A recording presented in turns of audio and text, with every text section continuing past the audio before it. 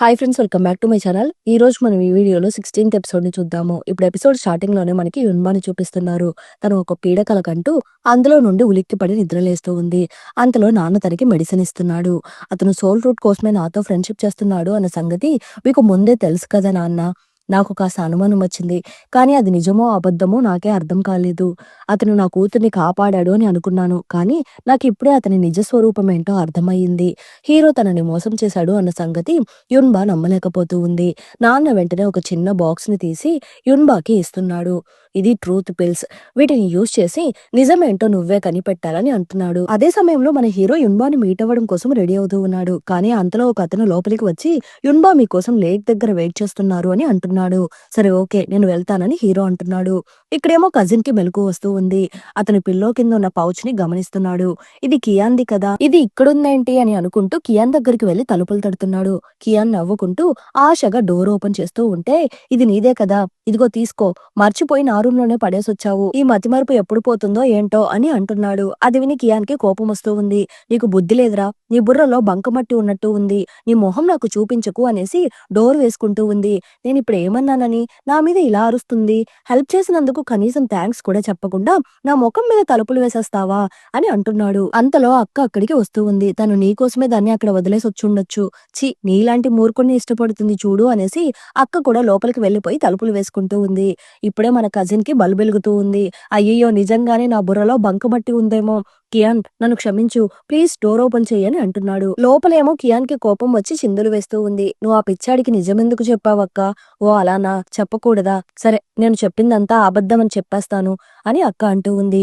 కియాన్ వెంటనే అక్కని హక్ చేసుకుంటూ ఉంది. కక్కలేక మింగలేక కియాన్ ఇబ్బంది పడుతూ ఉంటే, వాడి దగ్గర నీకేం నచ్చిందో ఏమో నాకైతే అర్థం కావడం లేదు, ఎలానో తగలడండి అనేసి అక్క అక్కడి నుండి వెళ్లిపోతూ ఉంది.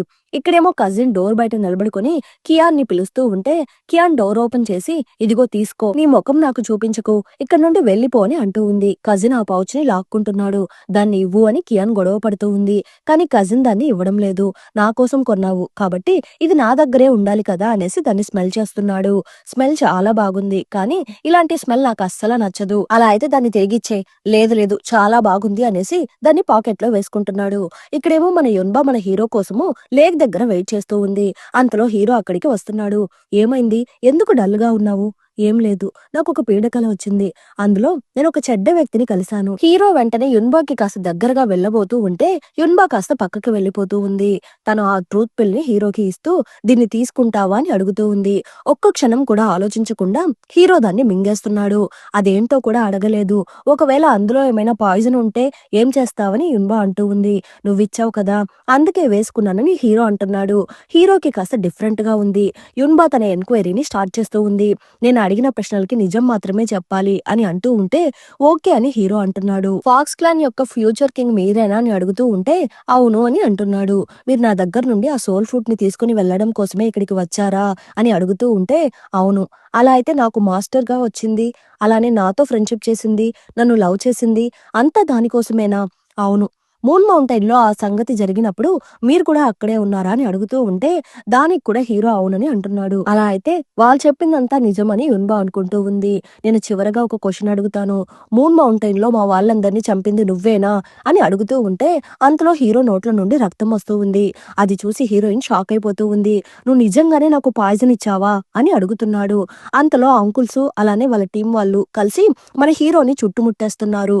నువ్వు మంచి పని చేసావు యున్బా, నువ్వు ఈ రోజు ఇక్కడ నుండి తప్పించుకోలేవు అని అంకుల్స్ అంటున్నాడు. ఆ రోజు మా వాళ్ళందరినీ చంపేసి పారిపోయావు, కానీ ఈ రోజు పారిపోలేవు అని అంటున్నాడు. అసలు ఇక్కడ ఏం జరుగుతుంది అన్నట్టు హీరో నవ్వుతున్నాడు.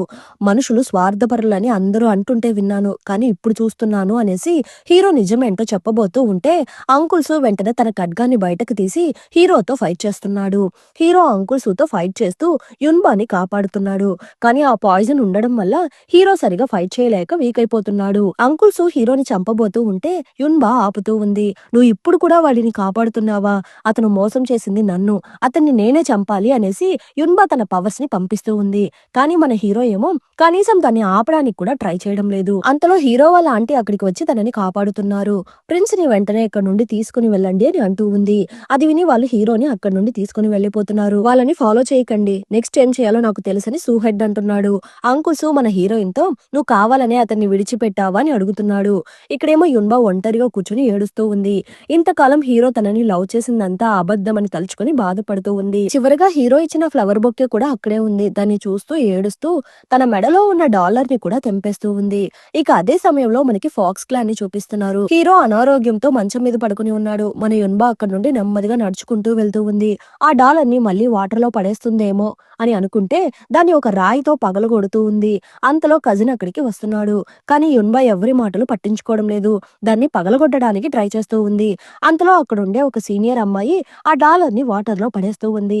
వాడు నిన్ను బాగా బాధ పెట్టేశాడు. అతనికి సంబంధించినవేవి ఇక్కడ ఉండకూడదు. నువ్వు కూడా త్వరలోనే అతన్ని మర్చిపో. అదే నీకు మంచిది అని అంటూ ఉంది. ఏంటి మర్చిపోవాలా అనేసి ఆ డాలర్ కోసం వాటర్ లో దూకబోతూ ఉంటే వాళ్ళ ఫ్రెండ్స్ అందరూ కలిసి తనని ఆపుతున్నారు.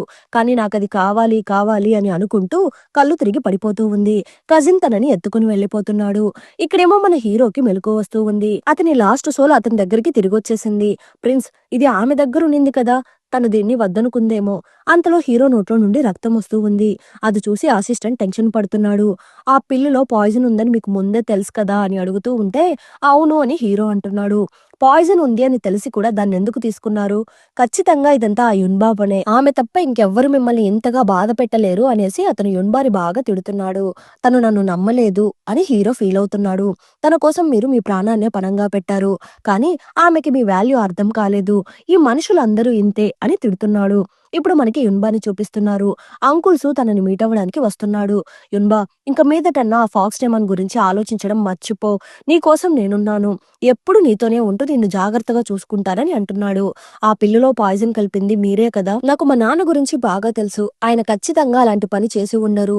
నిజం చెప్పండి అని యున్బా అడుగుతూ ఉంటే నేనేం అలా చేయలేదు. అదంతా సూహెడ్ ప్లాన్. అతని కాస్త వీక్ చేయడం కోసమే అలా చేశారు అని అంటున్నాడు. అది ఏ రకమైన పాయిజన్ అని యున్బా అడుగుతూ ఉంటే అది తాత్కాలికంగా అతని పవర్స్ ని సీల్ చేస్తుంది. అంతే తప్ప ఇంకేం ఉండదని అంటున్నాడు. ఇతను చెప్పింది నిజమా అబద్ధమా అన్నట్టు యున్బా ఆలోచిస్తూ ఉంది. అంకుల్స్ అక్కడి నుండి వెళ్లిపోతున్నాడు. అదే సమయంలో నాన్న అక్కడికి వస్తున్నాడు. యున్బాకి పెద్దగా ఏం కాలేదు. తను రెస్ట్ తీసుకుంటుంది అని అంకుల్స్ అంటున్నాడు. ఇద్దరు అలా మాట్లాడుకుంటూ బయటకు వెళ్తున్నారు. అంకుల్స్ మోకాల మీద నిలబడి యున్బాని తనకిచ్చి పెళ్లి చేయమని అడుగుతున్నాడు. చిన్నప్పటి నుండి మేమిద్దరం కలిసే పెరిగాము. నాకంటే తనని ఇంకెవ్వరు సరిగా అర్థం చేసుకోలేరు అని అంటున్నాడు. నీకు తనంటే ఇష్టమని నాకు బాగా తెలుసు. కానీ ఇంత సడన్ గా పెళ్లి గురించి అడుగుతున్నావేంటి? నేను కాస్త తొందరపడుతున్నానని నాకు తెలుసు. కానీ యున్బా ఆ ఫాక్స్ ని తలుచుకుంటూ ఇలా బాధపడుతుండడం నేను చూడలేకపోతున్నాను అని అంటున్నాడు. మీ ఇద్దరికి పెళ్లి చేయడానికి నాకు ఎటువంటి అభ్యంతరమూ లేదు. కానీ యున్బా ఎవ్వరి మాట వినదు. తనకి ఏది కరెక్ట్ అనిపిస్తే అదే చేస్తుంది. కాబట్టి ఇందులో తన నిర్ణయం చాలా ముఖ్యమని నాన్న అంటున్నాడు. వీళ్ళిద్దరూ మాట్లాడుకుంటున్న మ్యాటర్ మన హీరోయిన్ కి తెలిసే లోపే ఆ మ్యాటర్ సూహెడ్ కి తెలిసిపోయింది. వాడు కోరుకున్నది వాడికి దక్కేలాగా చెయ్యు. యున్బా అతనికి సొంతమైపోతే మన హీరో తన సోల్ ఫ్రూట్ ని తన దగ్గర నుండి తిరిగి తీసుకుని వెళ్ళలేడు అని అంటున్నాడు. ఓకే మాస్టర్, నేను చూసుకుంటాను అనేసి అసిస్టెంట్ అక్కడి నుండి వెళ్లిపోతున్నాడు. ఇక్కడేమో నాన్న యున్బా దగ్గరికి వచ్చి మాట్లాడుతున్నాడు. సిటీ అంతా బాగా వెతికించేశాను. కానీ అతడు ఎక్కడున్నాడో కనిపెట్టలేకపోయాము. అది విని యున్బా సైలెంట్ గా కూర్చొని ఉంది. అంతలో నాన్న అంకుల్స్ టాపిక్ గురించి మాట్లాడుతున్నాడు. కానీ నాన్న, నేను అతన్ని పెళ్లి చేసుకోలేను. అంకుల్స్ చాలా మంచివాడు. అతనికి నువ్వంటే చాలా ఇష్టము. కానీ నేను అతన్ని ఒక బ్రదర్ లానే ట్రీట్ చేస్తున్నాను. కాబట్టి నేను అతన్ని పెళ్లి చేసుకోలేను అని అంటూ ఉంది. నీ సమాధానాన్ని నేను ఊహించాను. సరే ఓకే, 2-3 రోజులు గడిచాక నేనే దీని గురించి అంకుల్ సూకి చెప్తాను అని నాన్న అంటున్నాడు. మన యున్బా అన్న మాటలో అంకుల్ సూకి కోపం తెప్పించినట్టు ఉన్నాయి. గట్టిగా బిడిగలు బిగిస్తున్నాడు. ఇక అదే సమయంలో మనకి ఫాక్స్ క్లాన్ ని చూపిస్తున్నారు. హీరో నెమ్మదిగా నడుచుకుంటూ వస్తున్నాడు. మీరు రెస్ట్ తీసుకోకుండా బయటకు ఎందుకు వచ్చారు? ఆంటీ మీకోసం యాంటీడోస్ రెడీ చేస్తున్నారు అని అసిస్టెంట్ అంటున్నాడు. కానీ ఈ పాయిజన్ కి యాంటీడోస్ లేదు కదా. అది మాత్రమే కాకుండా నేను రెడ్ టైల్ ఫాక్స్ ని, ఈ పాయిజన్ నన్ను అంతగా బాధించదు అని అంటున్నాడు. అప్పుడు కరెక్ట్ గా హీరోకి ఏదో ఒక మ్యాటర్ గుర్తుకు వస్తూ ఉంది. ఇక్కడేమో ఆంటీ మార్టల్ వరల్డ్ లో అందరినీ చంపేస్తూ ఉంది. Just miss. అంతలో హీరో అక్కడికి వచ్చి వాళ్ళని కాపాడుతున్నారు. ఆంటీ, మీరేం చేస్తున్నారు? నేను నీకోసమే ఇదంతా చేస్తున్నాను. చిన్నపిల్లల గుండె నుండి తీసిన రక్తం మాత్రమే నేను పూర్తిగా క్యూర్ చేయగలదు. అలాంటి చికిత్స నాకు అవసరం లేదు అని హీరో అంటూ ఉంటే, శాంగ్, నువ్వు ఇంత మంచివాడిగా ఉన్నంత మాత్రాన వాళ్ళేం నీకు అవార్డు ఇవ్వరు. మళ్ళీ నీ మీదే ఏదో ఒక నిందలు వేసి నిన్ను చంపాలనే ప్రయత్నిస్తారు. హ్యూమన్స్ నిజంగానే అంత క్రూరమైన వాళ్ళు కావచ్చు. కానీ మనమలా కాదు కదా! నేను చచ్చిపోయినా పర్లేదు. కానీ ఇంత క్రూరమైన పనిని మాత్రము మనం చెయ్యొద్దు అని అంటున్నాడు. ఆ మాటలు విని ఆంటీకి కోపం వచ్చి అక్కడి నుండి వెళ్ళిపోతూ ఉంది. కాసేపటి తర్వాత సూహెడ్ వాళ్ళ అసిస్టెంట్ అక్కడికి వచ్చి వాళ్ళందరినీ చంపేస్తున్నాడు. ఇప్పుడు యున్బా వాళ్ళ నాన్నకి ఆ సమాచారం అందుతూ ఉంది. నగరంలో ఒక నక్క వచ్చి అందరినీ చంపేసింది. యున్బాకి ఇందులో సంబంధం ఉంది అని అందరూ అనుమానిస్తున్నారు. అది విని నాన్న షాక్ అయిపోతున్నాడు. వెంటనే నగరానికి వెళ్లి అక్కడ ఏం జరుగుతుందో చూసి రమ్మని అసిస్టెంట్ కి చెప్తున్నాడు. అలానే ఈ విషయం యున్బాకి తెలియకుండా చూసుకోమంటున్నాడు. సీనియర్స్ అంతా అటు ఇటు పరుగులు తీస్తుండడాన్ని యున్బా గమనిస్తుంది. ఏమైంది అని అడుగుతూ ఉంటే అదేం లేదు, నగరంలో దొంగలు పడ్డారంట, అందుకే అక్కడికి వెళ్తున్నామని అంటూ ఉంది. ఏంటి దొంగలు పడ్డారా అని యున్బా ఆలోచిస్తూ ఉంటే చేతులు అడ్డం పెట్టుకుని కజిన్ అక్కడికి వస్తున్నాడు. నీకేమైంది, ఎందుకు చేతులు అడ్డం పెట్టుకున్నావు అనేసి చేతులు పక్కకు తీస్తూ ఉంది. చూస్తే కజిన్ మొహం మీద గాయాలున్నాయి. ఏం లేదు, నేను కింద పడిపోయాను అంతే, ఇంకేం లేదని అంటున్నాడు. ఇది కింద పడ్డట్టు అనిపించడం లేదే, మర్యాదగా నిజం చెప్పు అని అడుగుతూ ఉంది. కానీ కజిన్ నోరు తెరవడం లేదు. యున్బా కియాన్ని అడుగుతూ ఉంది. కానీ కియాన్ కూడా సమాధానం చెప్పడం లేదు. సరే మీరేం చెప్పనవసరం లేదు, నేనే కనిపెడతాను అనేసి యున్బా అక్కడి నుండి వెళ్ళబోతూ ఉంటే లేదు లేదు కాస్త ఆగు, నేనే చెప్పేస్తాను. నగరంలో కొంతమందిని ఆ నక్క చంపేసిందంట. ఇందులో నీ ఇన్వాల్వ్మెంట్ ఉందని ఊరి జనాలందరూ నమ్ముతున్నారు. నిన్ను వాళ్ళకి అప్పచెప్పమని గేట్ దగ్గర నిరసనలు తెలుపుతున్నారు. నువ్వు అక్కడికి వెళ్తే ప్రాబ్లం పెద్దదైపోతుంది. అది విని హీరోయిన్ షాక్ అయిపోయి నిలబడుకుని ఉంది. అంతటితో ఈ ఎపిసోడ్ ఎండ్ అయింది. మళ్ళీ నెక్స్ట్ ఎపిసోడ్ లో కలుద్దాం. ఈ ఎపిసోడ్ ఎలా ఉందో తప్పకుండా కమెంట్ చేయండి.